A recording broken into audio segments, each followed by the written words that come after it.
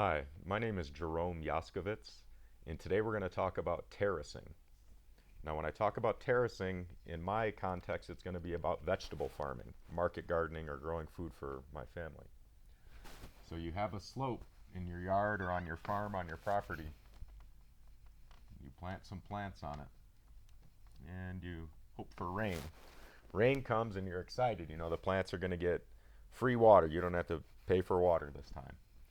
So the rain comes, creates a big problem because now you're losing water, you're going to lose a layer of topsoil, so you're losing nutrients, and now you just lost your main investment, which was your plants or your food.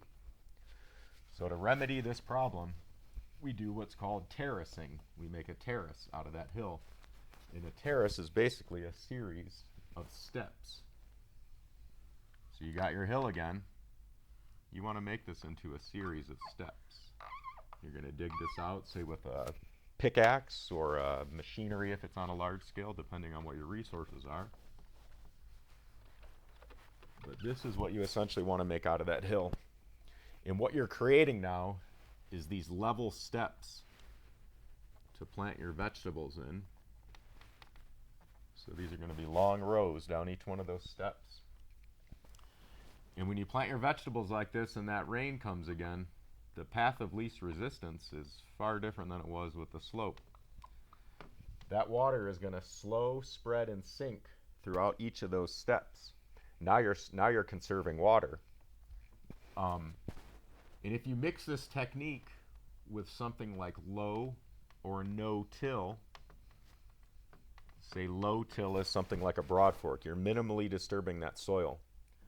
If you harvest this crop, if you cut it at the base right before the root, you get the lettuce or the carrot or whatever, the lettuce or the green or whatever you grew here, but you leave those roots in the ground. Now, when you leave those roots in the ground, you're adding organic matter to the soil.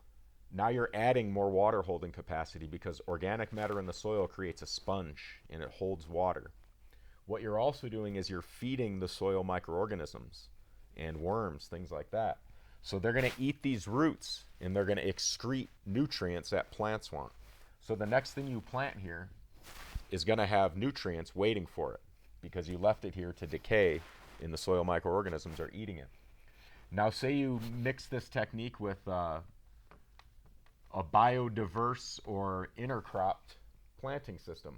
So now you're growing, say, chard, lettuce, and some other type of green or anything you want, any vegetable, whatever you want. Just I'm not talking about a root. So now you have 3 different types of crops and you've got 3 different types of roots. When you harvest those crops and you leave those roots, now the soil microorganisms have more to choose from. You're giving them a biodiverse buffet of organic matter. So now those soil microorganisms are going to be very happy, more happy than they would be in this situation, which they still are, but now you're offering a little more because you've given them a biodiverse variety of food to eat. And again, we do this to avoid erosion. We do this to avoid loss of nutrients, water, and soil. That is the things that get eroded when you're on a slope and you lose water. Some examples of this can be found if you Google terrace gardening or terrace farming. It's been done for centuries, and I think it's a great technique. Thank you for watching. Thank you for your time. Please like and subscribe to my videos. Take care.